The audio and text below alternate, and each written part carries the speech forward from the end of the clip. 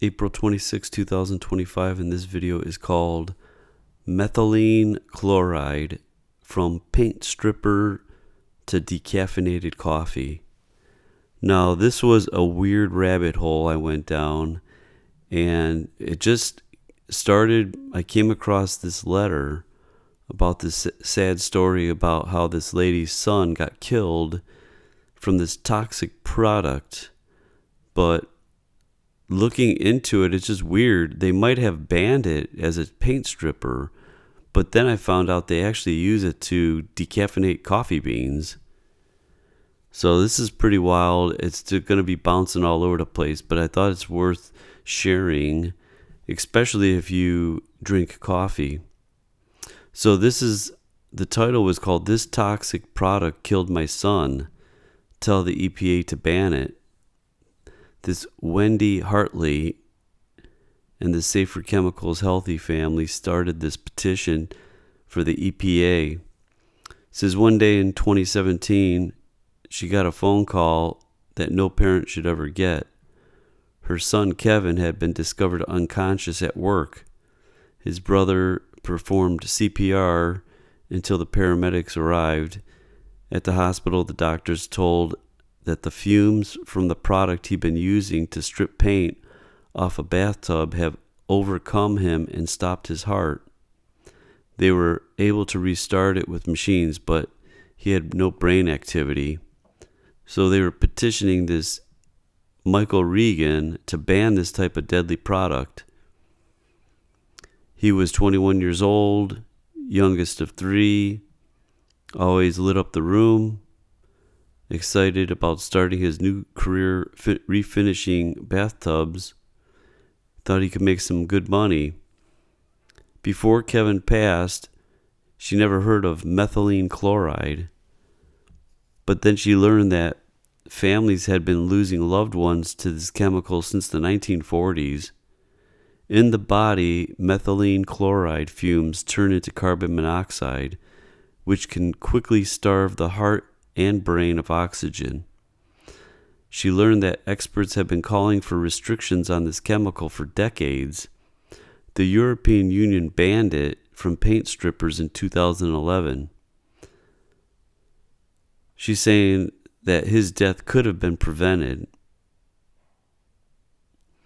Okay, she was so angry that the products were on the market that she joined forces with other families who had lost loved ones to the chemical, went to Washington, D.C., and filed a lawsuit.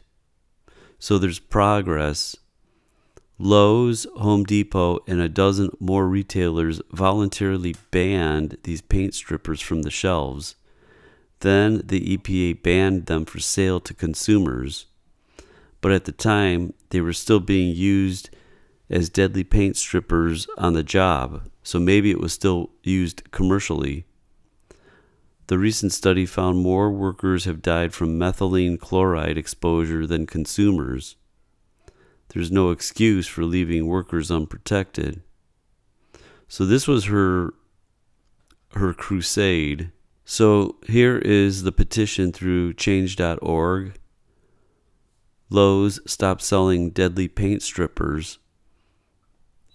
And actually, it worked. So that was cool that people actually can make a difference. Unfortunately, it always seems that the differences are made after some very bad circumstances. So I looked up this methylene chloride. The EPA has taken action because of acute fatalities that have resulted from the exposure. Paint removal products containing methylene chloride will not be able to be sold at any retail or distribution establishments that have consumer sales, including e-commerce sales. So that is a good thing. The final rule on the regulation in paint and coating removal, March of 2019, the EPA issued the final rule to prohibit the manufacturer taking action as a result of these fatalities. Now, it's also the same name as this dichloromethane. I asked, is it a carcinogenic? And it says yes. DCM, also known as methylene chloride, is considered a potential human carcinogen. It's classified as possibly carcinogenic to humans. Keep that in mind. Then I started looking around Lowe's. Do they still have products that they are selling that have it? And it looks like they're using something else though. Dimethyl carbonate. That's what they're using instead. So it's not the original one, but let's ask this question, since that's in the ones that are not banned, right? The ones that took over for the carbonate. Is it carcinogen? Says DCM is not considered a carcinogen. While some studies have investigated its effects on animals, long-term studies in humans are lacking. So they say it's not a carcinogen, but they haven't really done any long-term studies on it. They mostly focus on short-term or acute toxicity with limited data available on long-term effects in humans. So they may say it's not carcinogenic, but they haven't done any tests to even prove that. Is methylene chloride still used commercially? No, they literally banned it. Most commercial uses of methylene chloride are now banned due to the EPA's final rule. The ban took effect on July 8th, 2024, prohibits the manufacturing, processing, and distribution of methylene chloride for the most industrial and commercial applications, including paint and coat removals. While there are some exemptions, likely mostly for laboratory uses.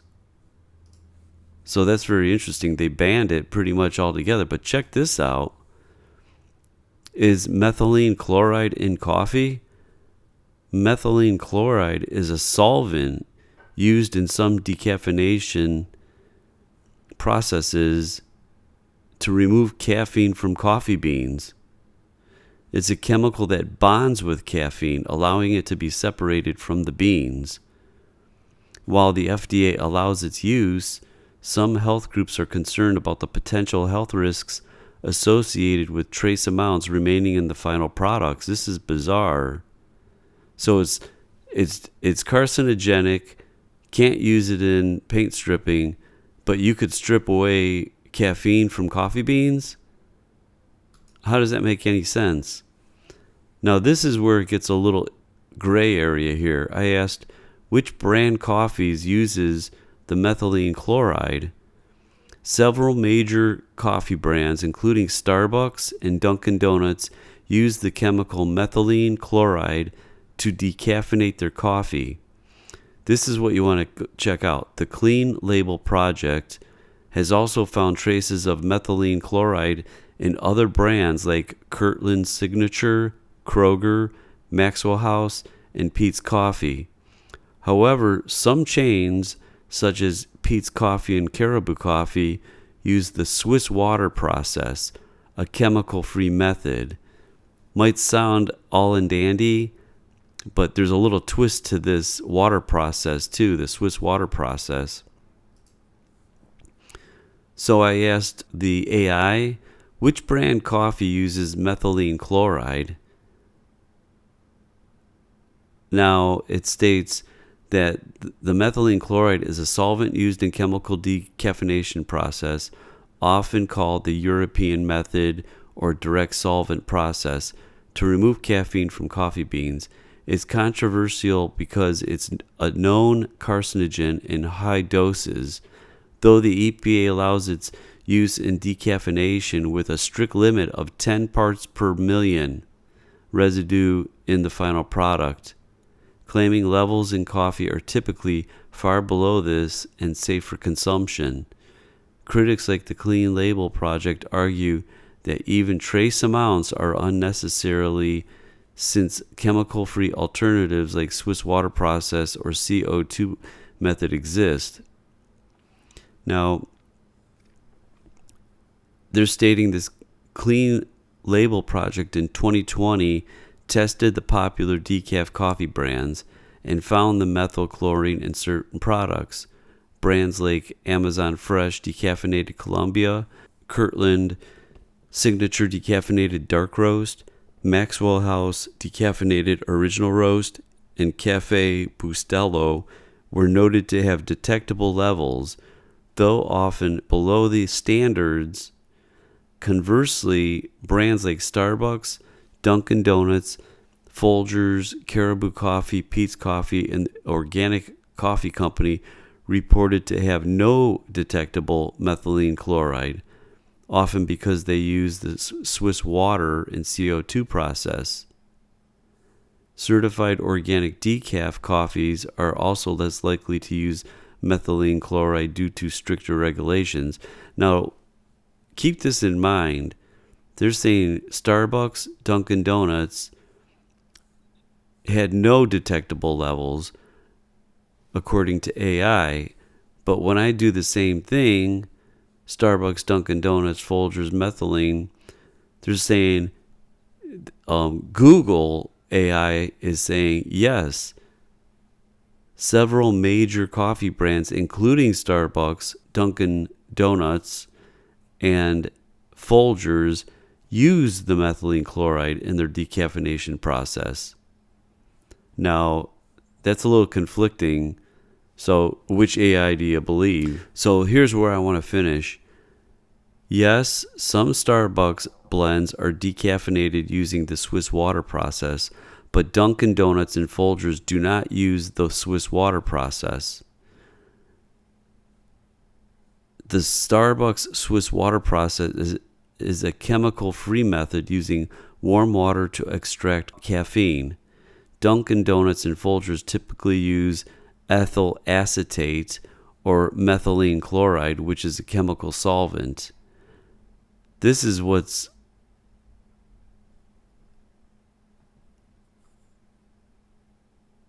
down here, this is what caught my eye though. The FDA could ban the chemicals used by Starbucks and Dunkin' Donut. The downside of the Swiss water, which is the safer one, is that it essentially a long cold brew process, and because of that, they have to put the coffee flavor back in. So that's all messed up. It's a safer method, but what? They're flavoring the coffee because it soaks so long to get the caffeine out of it. So this is definitely a rabbit hole that you could probably really try to find some more details. But I think that's bizarre. We started from a known carcinogen because it was killing people as a paint stripper. But then we end up that they're using it to decaffeinate our coffee. That's pretty bizarre. So there's another little tidbit to throw at you, I guess. So I think it's just best to do the organic coffee beans and don't go decaffeinated. Maybe water it down. But it just, like I had in another video, it just seems when we create these fixes for these foods that we eat, doesn't it always seem like the cure is worse than the initial disease? I don't know. It's just something to think about. So I wanted to add this towards the end here because I overlooked this when I was reading this, that if you want a definitive list of coffee brands that use the methylene chloride in their decaffeination process, this information isn't always publicly disclosed. So that is something to look at. So right here, if you're looking to avoid it, look for labels that explicitly state Swiss water process. But like I said, there's a problem with that because it's just watered down and they're just adding flavors back to it. CO2 process, solvent free, chemical free, or certified organic. That's the way to go. The organic slant is certified organic. Go on checkyourcaffeine.org. It'll list the brands and their processes. So there you go. Dig deeper if you want to know what the hell's going on with what you're putting in your body.